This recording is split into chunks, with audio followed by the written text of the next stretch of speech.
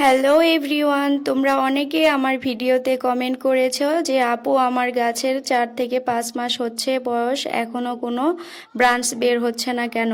তো তাদের জন্য এই ভিডিওটা। আমার একটি চারা দেখো এখন পর্যন্ত কোনো ব্রাঞ্চ বের হয়নি।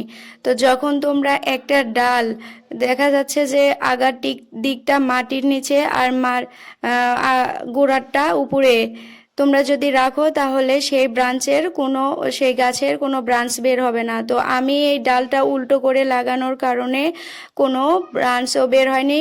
তো আমি এটা উঠাইয়া দেখলাম যে হচ্ছে এটাতে কোনো শিকড়ও গজায়নি। আর যদিও শিকড় গজাতো তাহলে অনেক দেরি করে শিকড় গজাবে।